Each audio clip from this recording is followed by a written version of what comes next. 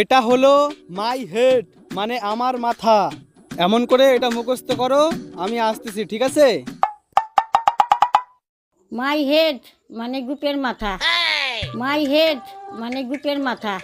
My head মানে গ্রুপের মাথা। ঠাকুমা তুমি ভুল পড়ো কে? মাই হেড মানে আমার মাথা। তোর মাথা? মাই হেড মানে গীতের মাথা। মাই হেড মানে গীতের মাথা।